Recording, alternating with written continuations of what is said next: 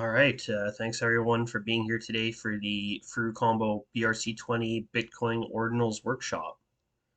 So I think we can get right into it and people can join up when they are available. So the agenda for today is a introduction to Bitcoin NFTs. What are Bitcoin Ordinals?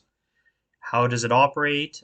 The ranks of these, the pros and cons of using this BRC-20, the wallets and how to set up and use the wallets, and then we'll just go over some NFT data and statistics, what marketplaces are available, and then just a summary of the whole ecosystem here.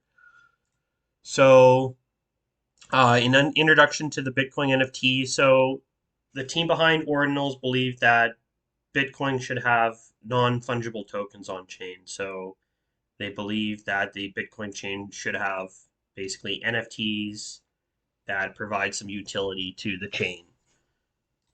So historically, there's been some barriers to entry or barriers to changing the Bitcoin's code. There's maxis or maximalists that don't want to change the Bitcoin code, and they believe that things like NFTs or smart contracts aren't a part of Satoshi's vision. So there's some fight back on this, and yeah, so there's kind of two different schools of thought right now. So because of this, Bitcoin NFTs in the past haven't gained much traction, but now they're starting to kind of take off. It's starting to become more normalized, and there's more developers kind of building on this idea. So, inscriptions are what they called. That's using the ordinals. It's now exceeded over 100,000 created NFTs. So, what are Bitcoin ordinals then? So, the ordinals protocol is a system of numbers Satoshis. So it gives each Satoshi a serial number and it tracks them across transactions. So each of these NFTs you purchase is basically an ordinal with a numbered Satoshi. So ordinals allow users to make individual Satoshis unique by attaching extra data to them. So this process is known as inscription. So ordinals are inscribed directly onto individual Satoshis, which are then included in blocks on the Bitcoin blockchain. So ordinal inscriptions then inherit the basically the security, the immutability of Bitcoin by going back and inscribing data on these Satoshis on these blocks. So this was made possible only at the Taproot upgrade in 2021 in November. So this added some features. The first feature was Shore signatures. So this was just a faster and more secure way to validate transactions. So you can take multiple keys inside a complex Bitcoin transaction and produce a unique signature. So this is known as signature aggregation. And then this Taproot upgrade also added, it builds on the SegWit and uses a Merkleized alternative script tree to scale the amount of transaction data on the Bitcoin blockchain. So both of these are scaling things. This wouldn't be possible to do the NFTs without the scaling. It increased block size. It allowed, more data to be included in these blocks. So a single mass transaction can represent multiple scripts, therefore reducing the volume of data required to store on the network. And then TapScript was the third thing it added, a new coding language to help create new features.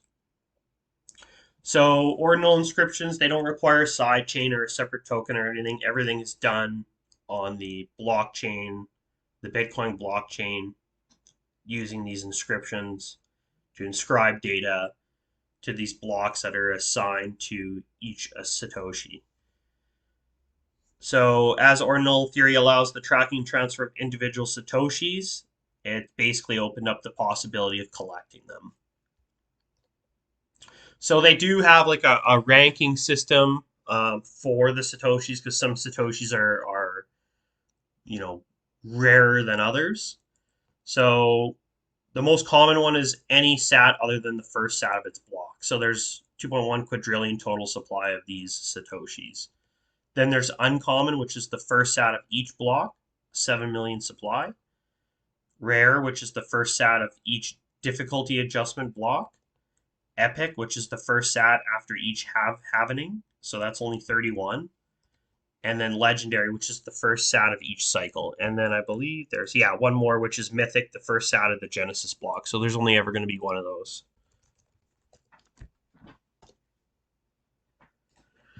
So what are the pros and cons of using BRC-20 or collecting these Bitcoin ordinals? Well, one of the pro here is that ordinals have created another use case beyond transfers of value. So now we have things going on the Bitcoin blockchain that's generating transaction volume. It's generating revenue for validators that wasn't already possible before people started using it for this method.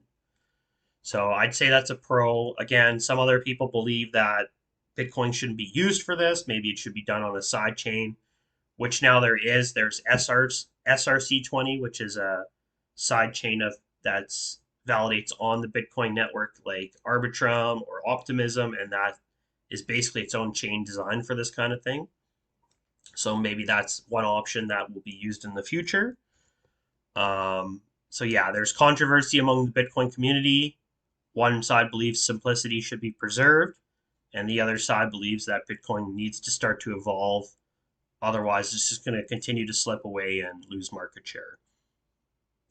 So one problem area is that the inscribed Satoshis are now competing for block space with regular Bitcoin transactions. If you're looking at just sending Bitcoin, you might be incurring higher fees than you would have before the volume on the network started to increase. So these inscribed Satoshis could be text, it could be video, could be audio clips, and that takes much more data than just sending a Bitcoin transaction. So now fees are starting to come up, blocks are getting filled to the maximum amount, and maybe people's transactions got to they have to wait longer to get their transactions approved on the network. And each Bitcoin block is, I believe, just over a maximum of 10 minutes. So, you could be waiting 60 minutes for your transaction to go through. Maybe that's not acceptable for you. So, as block rewards dwindle, the network activity could be the primary incentive for miners to continue to validate the network. So, after each halvening, at one point, Bitcoin isn't going to pay any rewards. I believe that's in 2100 something, 2120, something like that. So it's going to rely on volume or network activity to provide rewards to those who are validating. So if there's no activity or it's not high enough and the incentive's not good enough, people aren't going to validate and then the network's just going to fail. So this could be one step towards ensuring that there's high network activity for when the rewards start to go down.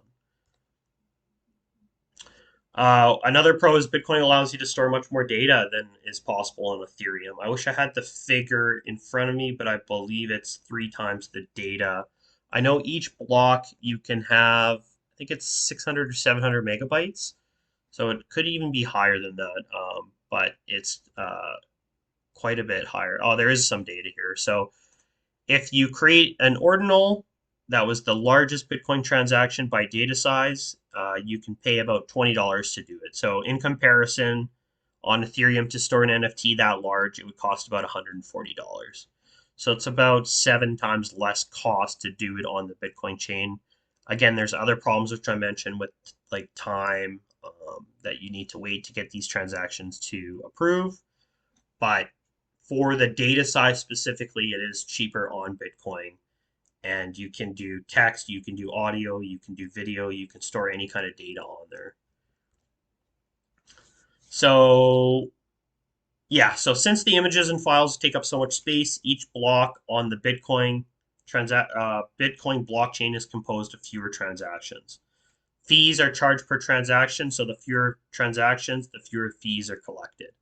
So that's one con that the maximalists are saying, well, this may be generating interest in the Bitcoin network, but there's less transactions included per block because each block is using more data. So this may be something that they need to look back at and say, okay, hey, we need to be charging more for the data of the block as opposed to just the amount of transactions that are going through the block. I looked at some data on this, and I'm not seeing where this is coming from, as fees are much higher than they've been in the past. I think at any time in Bitcoin's history. So yeah, so I don't see that as a con personally. So if you want to get involved in BRC-20, how can you do it? So in order to basically just see the NFTs on your interface, you need to use the Ordinals wallet. So that would be, there's one called Ordinals wallet, there's one called Hero wallet, Xverse, and Unisat right now. MetaMask is also coming out with this feature. I'm not sure if it's live yet. They are working on it. And then there's a few other large exchanges getting involved as well. Binance, so it will likely be on Trust Wallet soon, stuff like that. So the main one to use is Unisat Wallet. So I'll go into that here. I'll just pop over to the screen. So you'd go to unisat.io and you would just download either from the Chrome store or from GitHub. Let me just see if they have other versions available. Okay, so it's only available on Chrome right now. So there might be another wallet that's kind of better, it works better for you. So basically, once you download it, you can do it as an extension here in the top right. So here's my Unisat wallet. And then you have some options at the top here. So the option is inscribe. So this is creating your own inscription. So you can choose a BRC-20 token, or you can choose like a .sats name. So this would be like a name service. So here you can upload your file. You can add some text if you want. Mint a BRC-20 here with a ticker. So we could just create, we would have to do 4 as the ticker, but we could do like combo, something like that. And then we could mint however much we want. And then you can repeat this mint. If it's not available, we would have to deploy first, actually. So we would deploy here, and then people would be able to come here and mint. So I'll show you how that works in a second here. So this is the mint list. So these are all the inscriptions that have been minted on Bitcoin. So all of these here are done, for instance. So Ordi was the first one. This is the biggest one. It's got just over 12,000 holders at over 140,000 transactions. So before, you'd be able to come here to this page and then just go up here to the top right and click mint. So for example, these are the ones that are in progress still. So I could come here and mint these. If I wanted to mint Tau here, I would just go click mint directly, and then I can choose how much I want to mint here and repeat the mint. So it shows you, for example, on Tau here, what the supply is, how many have been minted, what the limit per mint is. So I could mint as much of this as I want, but each transaction is going to take some fees from you, right? So if I just want to do one of these, for example, it's going to cost me here a network fee of $3, and then a small inscription fee, some other fees for using the service. So it's going to cost me a total of $3.69 to mint this once. So I need to think, okay, at a mint of 1,000 with a supply of 21 million, is this worth it to mint this? Is this going to be sellable? Are people going to buy this in the future? And then we can scroll down here and we can see the top wallets list. Okay, the top wallet here has 40% of the minted inscription. So maybe this one isn't diversified enough for me to be interested in it. If I look at something like, I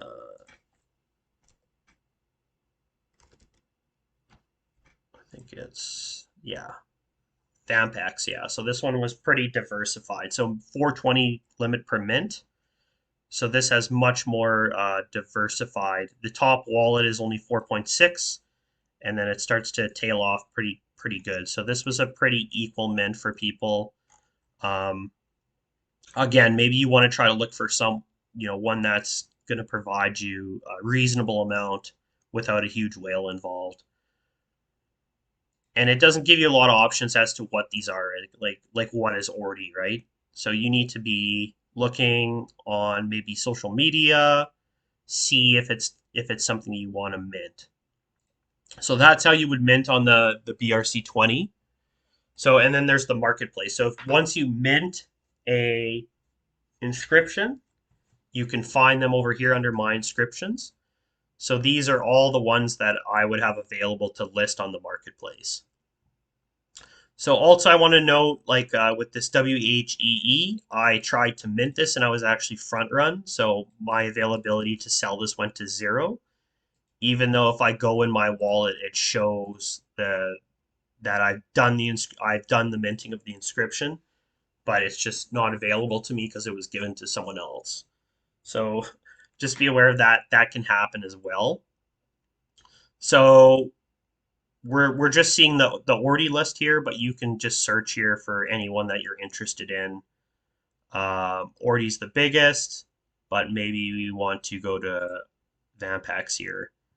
So the marketplace is a little confusing. It sells it as batches.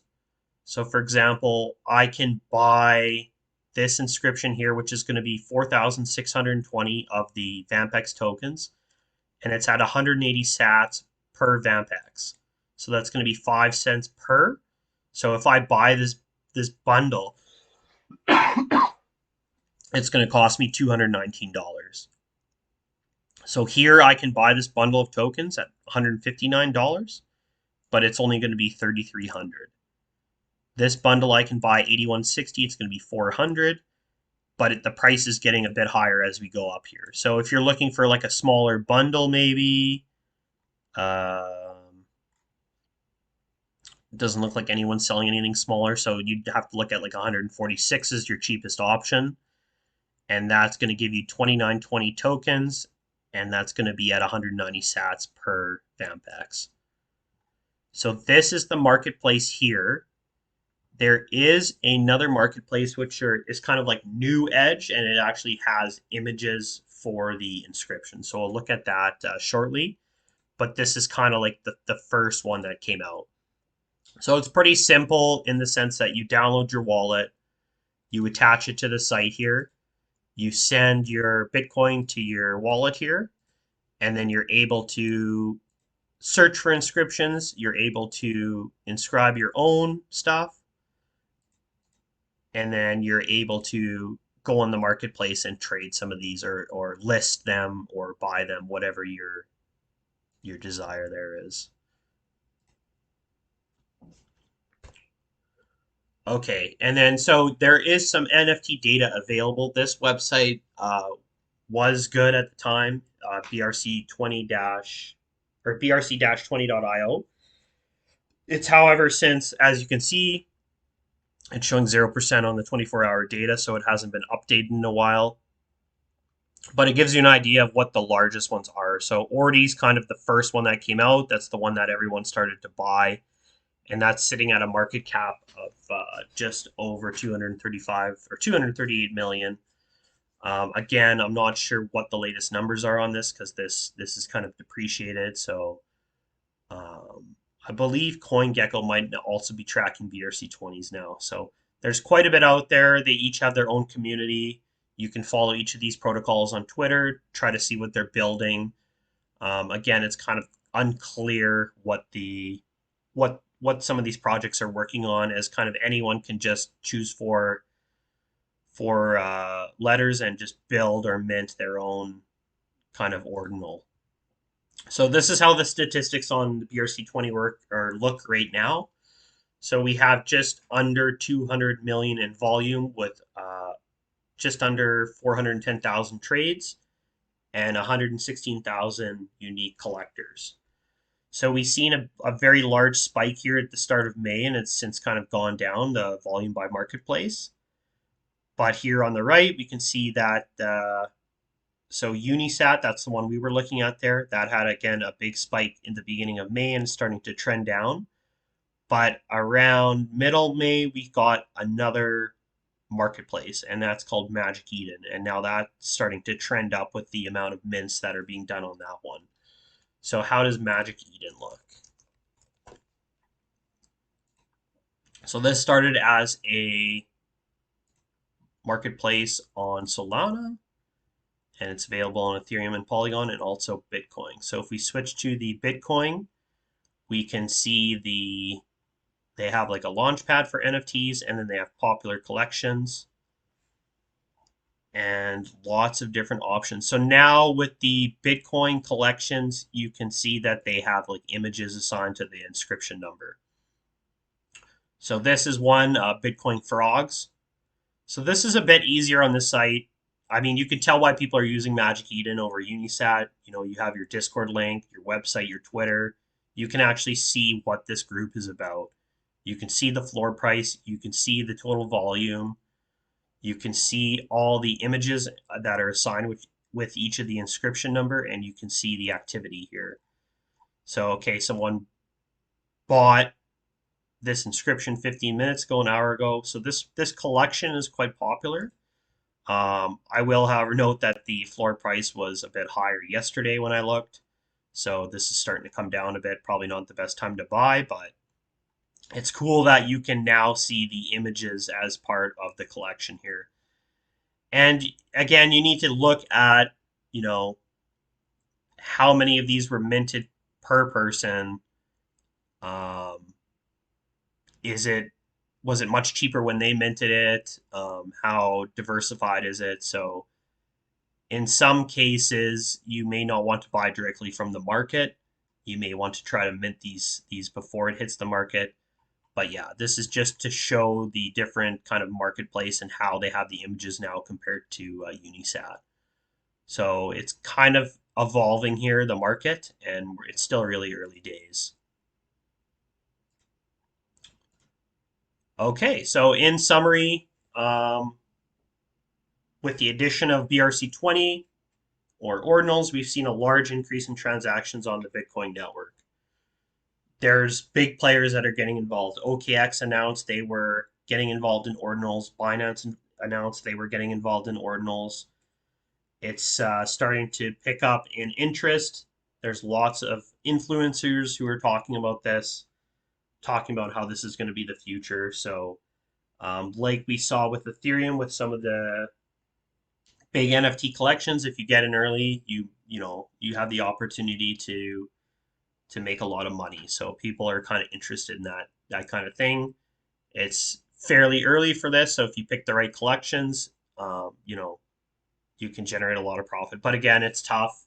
There's a lot of scams and crap projects. So there's more and more kind of interest every day in this. Although we're kind of maybe trending down right now, it's these things tend to work in spurts and bursts. So either way, it's quite interesting. So there's going to be growing pains, of course. There's going to be hacks and scams. That stuff is going to happen. So just make sure you're staying diversified and doing your research before you just mint or buy a bunch of NFTs.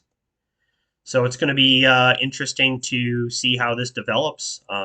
Is this going to mean more development on Bitcoin, or is this just a fad that will fade?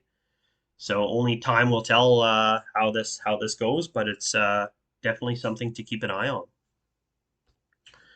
And then that's the end of the workshop here. So I hope that's useful to you to kind of understand this, how to get involved in the BRC-20, how to make purchases or mint on Unisat or Magic Eden.